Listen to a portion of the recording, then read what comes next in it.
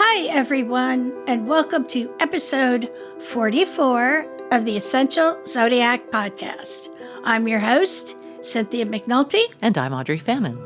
In this episode, we will be discussing the Autumn Equinox and the Aries full moon, which happens only a few days later. But first, I have a new Astro Tarot spread for the Autumn Equinox. And for all you out there with September birthdays, now is the time to order your solar returns. You can find all the information you need on my website under current promotions. So now on September 23rd, which is tomorrow, we will mark a time of change, a turning point of the year as the sun moves into Libra and we enter the autumn season. At the equinoxes, the sun crosses the equator and we have equal day and equal night. Equinox comes from Latin, which is equus, which means equal, and nox, which is night. We need to find our balance of power as the signs of Libra and Aries are ruled by the planets Venus and Mars. It's the opposition and the attraction of the sexes. So if you look at a natal chart, a natural natal chart with no other information in it, Aries and Libra are in your first house. Aries is the first house, house of self. And Libra occupies the seventh house, right across from the first house. And that is the other, our spouses, our business partners, people who have very intimate and close relations with us. And I don't mean that sexually. I just mean that they are in our space. So now, this time is a prelude to the winter season. Now, that's for us here in the Northern Hemisphere.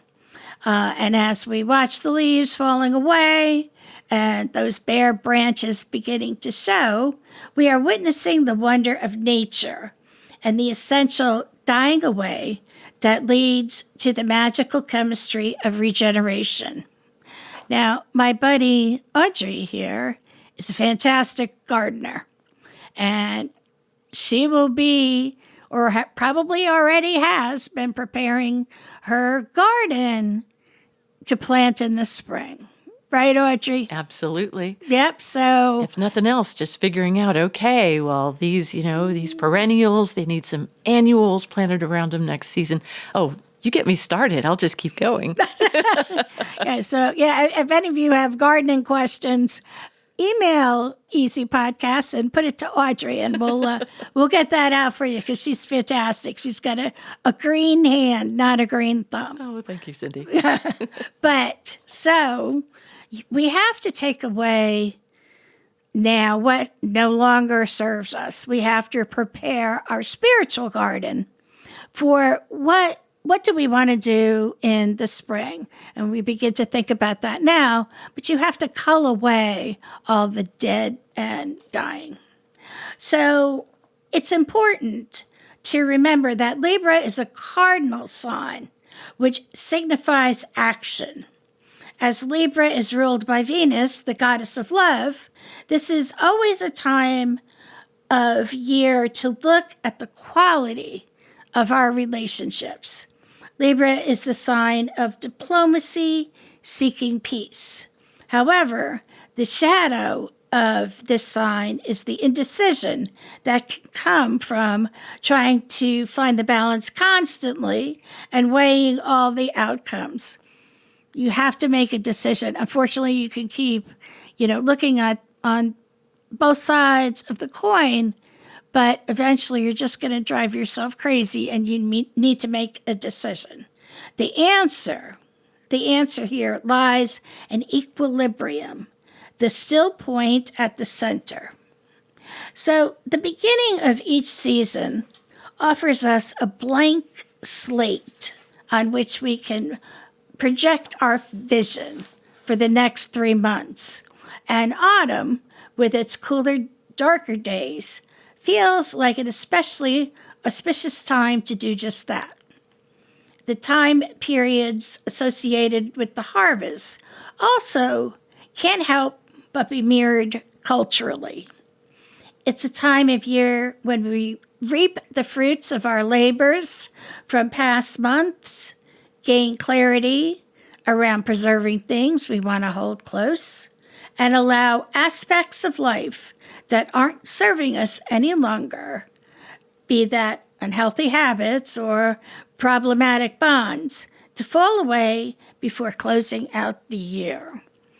So at every season, you can form a plan of action, even with the winter season coming up as well.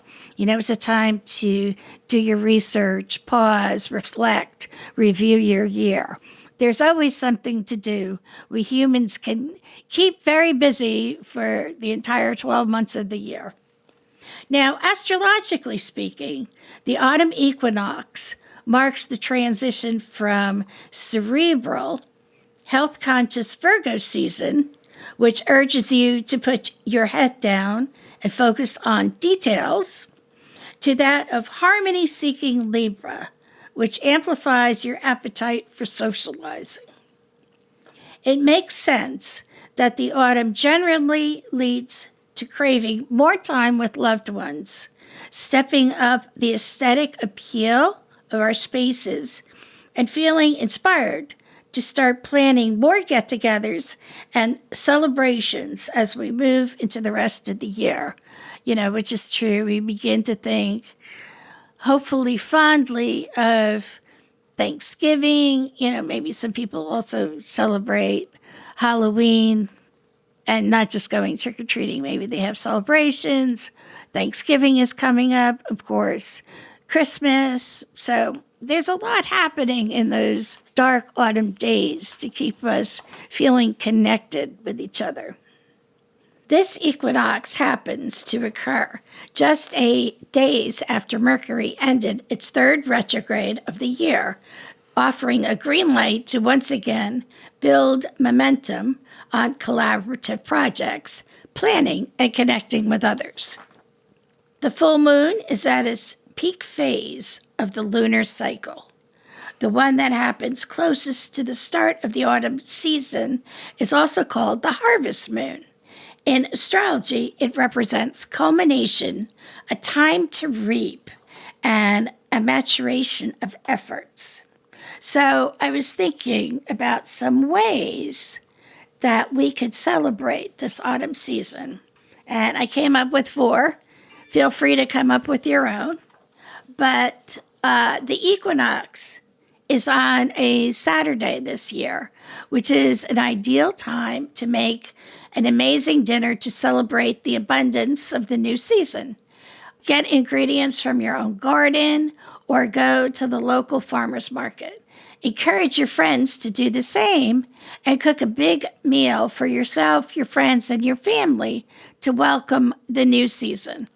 That's always been one of my favorite things to do, is get family and friends around my dinner table and, have a huge potluck. I always enjoy that. There are equal hours of day and night during the equinox. Therefore, it's important to honor both the light, which is, of course, the sun, and the dark, which is the moon. Plan an activity like sunrise yoga to soak in the sun's rays and to pay homage to its power. At dusk, meditate under the moon's glow to absorb its restorative and healing energy. Doing this will help you align with the rhythms of the universe during the equinox. And if you don't feel like doing yoga, you can still just go out at sunrise and sit in your garden or sit in a place where you could feel the sun's warmth as it rises in the sky, and then just meditate at dusk. At the beginning of every season, it's important to do a cleansing and detoxing of your home. This means that you will have to go through closets, drawers, cupboards to get rid of items that are past their prime or that you no longer desire. If you can donate them, it's ideal to do so instead of wasting them.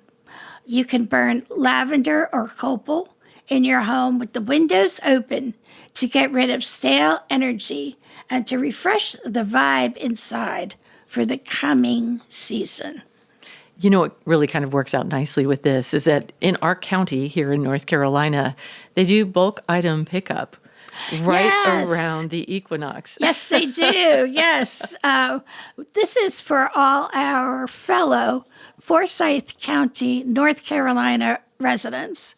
Yeah, if you look on the county page, they always have the recycling. So yeah, this is like a prime time to get rid of, all that clutter, all the big clutter that you have accumulating in the attic or in the basement. Good point, Audrey. That is an excellent, excellent point. And finally, connect with nature by taking a hike outside. Try out a new path or a new trail on your journey. Breathe in the air and marvel at the beauty bestowed to us by Mother Earth. If possible, do some foraging, something that the ancient Celts did to celebrate Mabon, which is the autumn equinox, on your walk. Collect walnuts and apples to eat later. Now, everybody out there, unless you absolutely positively know about foraging, don't eat anything you forage, please. Use it to decorate your home or your altar, if you find nuts or berries or things like that, because I don't want any of you guys out there getting sick. And it's very easy if you're not super, super adept at a mushroom that looks edible or is poisonous. So please don't make me worry about you guys out there, use your heads. On that note, I am going to take a short break, and when I return, we will turn our attention to the Aries full moon. Visit EssentialZodiac.com to check out Cindy's latest specials, including the solar return chart and reading for those of you born in September. While you're at the website, be sure to subscribe to her Skywatch Journal, a monthly email newsletter directed right to your inbox. And whether you're a longtime listener or joining us for the first time, and if so, welcome. We hope you'll consider supporting production of this podcast by becoming a patron. All the details are there at the website. Back to you, Cindy. Thanks, Audrey. Okay, so now the Aries full moon. As we move into the dark and change the seasons, the Aries full moon is here to remind us what sparks our fire, what brings us light. So what excites you? What inspires you? What brings you joy? Underneath all the responsibility and duty and day-to-day, what are you doing all the work for? What's your passion and what is your hope? Those are the things that really will ignite you, if you would, during the dark days, to have something to look forward to, a project to work on, something to focus on what could be possibilities. In tarot, Aries is the emperor, the archetype of the leader, the architect, the commander. The emperor invites us to stand in our truth, to take up space, and to have confidence in our light.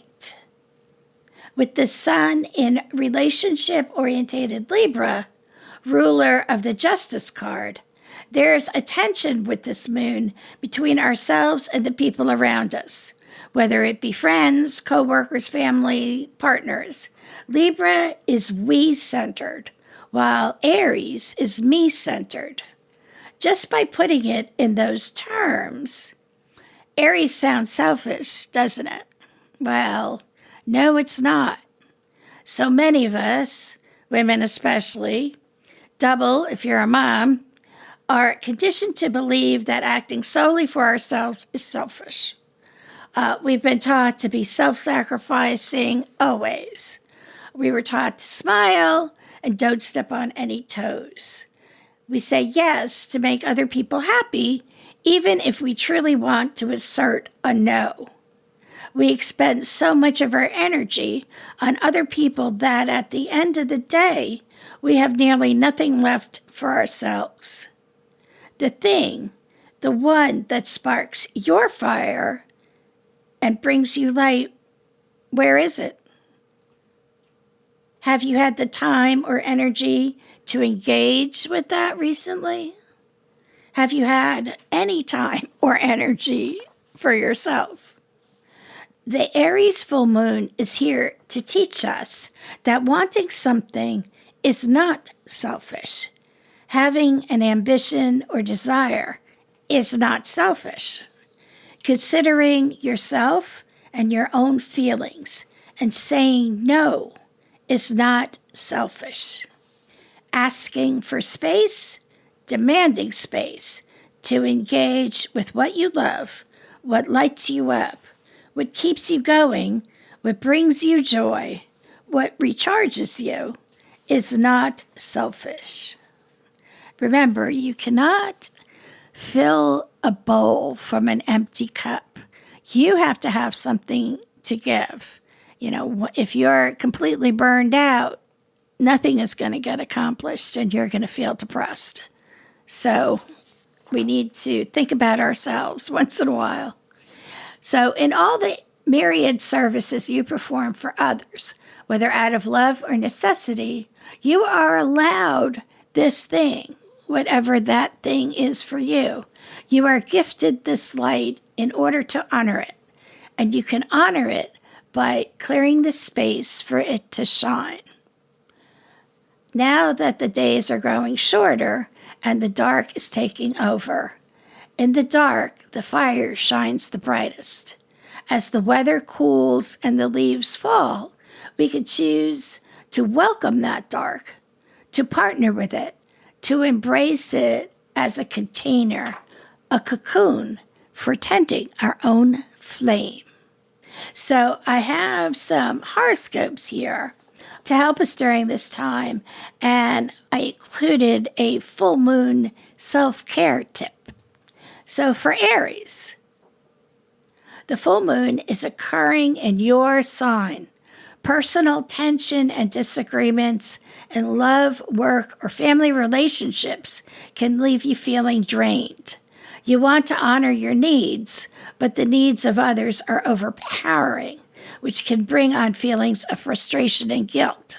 So your full moon self-care tip is taking a mental day to honor yourself is key. Seek solitude at home or in nature if you have the ability to do so. Incorporate aromatherapy into your day, practice yoga, breathwork, or quiet meditation. Taurus. Private emotional tension can bubble up to the surface for you. The full moon illuminates your subconscious mind, revealing intense thoughts and emotions you've suppressed. Disagreements with authority figures can ensue, leaving you questioning your abilities and feelings as though your needs are not heard. Your full moon self-care tip: working on your own creative passions and honoring your truth privately is the best way to work with this time in a positive way. Taking quiet time to develop a vision board to bring your ideas to life appeals to your freedom of expression. Gemini. You are the social and bubbly air sign, Gemini, but current cosmic energies are pushing you in a different direction. Disagreements with people in your industry, friends, or followers on social media can erupt. You have your own truth to speak, but others have a different agenda. Wanting to break out of the control of others can ensue, leaving you feeling frazzled. Your full moon self-care tip: take a break from email, social media, and texting to avoid conflict and honor your feelings. Start a scripting journal to improve your communication skills. The exercise can encourage the positive creation of your own reality. Consider your goals, dreams, and what you want for your future. Write them down in the first person in your journal to boost your mood and shift your thoughts. Cancer. Your professional world is being affected by this full moon, Cancer, especially given that the ruler of your sign is the moon. You have your independent agenda, and you may feel as though it's not being valued in your current place of work. Power struggles with important business relationships may trigger your need to break free from control. Your full moon self-care tip: you are a sensitive soul, and confrontations can take a lot out of you. Take a moment in the evening to honor your emotions and connect to your element, water. Spend time close to the ocean or opt for a cleansing sea salt bath to relax tension and to give time to work through your feelings. Leo, you are the natural center of attention, Leo.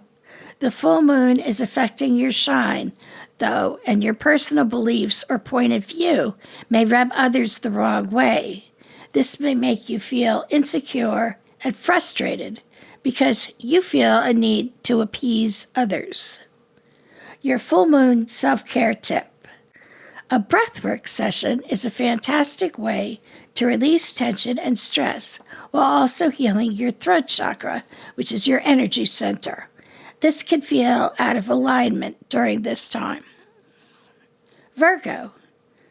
Virgo, you may have been working through a financial negotiation, salary contract, or court case that has been causing you stress.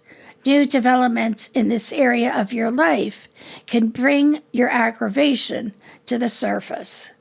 This has weighed on your sense of self-worth, especially when it comes to business or personal relationships. Your full moon self-care tip: your self-worth is directly tied to your money. How we feel about ourselves corresponds to our finances in a major way. Take time for mirror work. Speak positive affirmations to yourself in front of a mirror to boost your self-confidence. Start with, I am worthy. I am enough. I am love. Libra. This full moon is pivotal for you as it's occurring in your opposite sign of Aries, which will shine a light on the imbalance of your individual needs in work or love relationships. You want to appease others, but this ultimately leaves you feeling overpowered and depleted. Learning to say no is the challenge for you, Libra. Your full moon self-care tip: creating a manifestation list is a perfect way to uncover what your needs truly are. To do it, take a blank sheet of paper and fold it in half. Hold your current issue in your mind. On one side, write must-haves, and on the other side, non-negotiables. Underneath each section, write what you must have or absolutely do not want in your relationship with others. Seeing this in reality is the first step to creating a plan to make it happen. Scorpio. Issues with colleagues or coworkers can be brought to light, forcing you to react, Scorpio. Communication with your manager or those you must interact with on a daily basis can feel strained. Your full moon self-care tip: not honoring and releasing stressful or negative emotions is unhealthy for your system. It can cause unprofessional explosions later.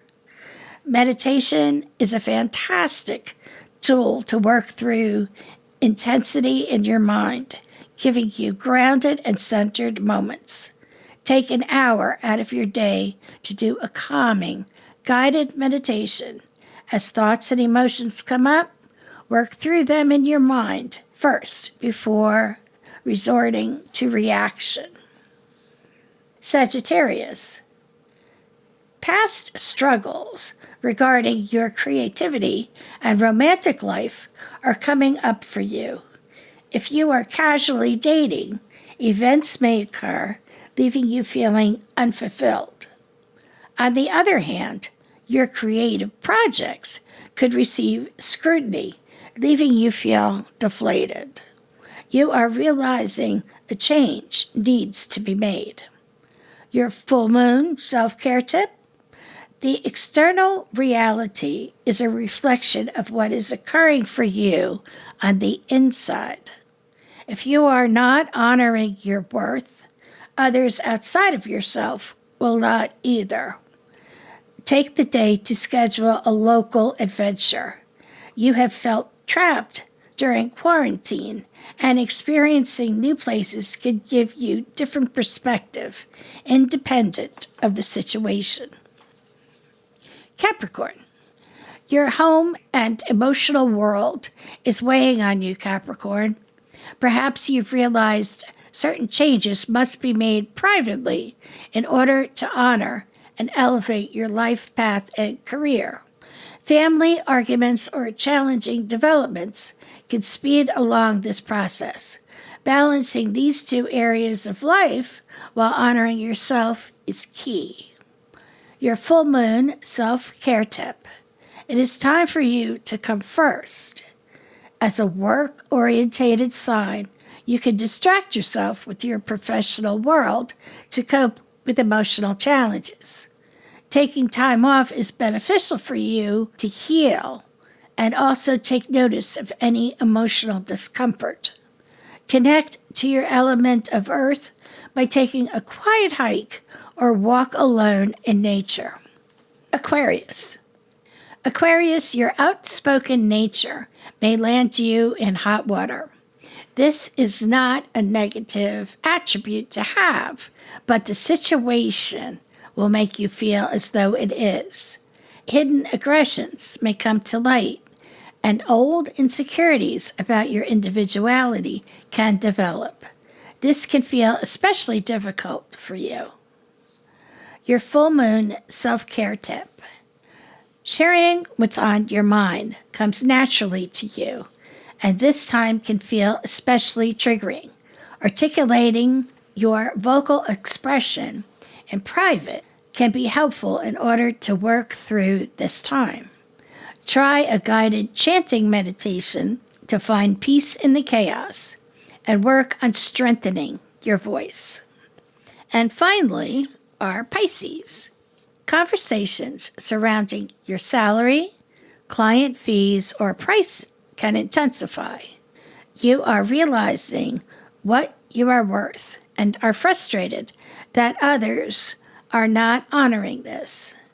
Accepting less than you are worth gives others the green light to do the same and can leave you feeling stuck. Your full moon self-care tip: something as simple as working through the day-to-day numbers of your life can be fulfilling. This is the opposite of your Piscean nature.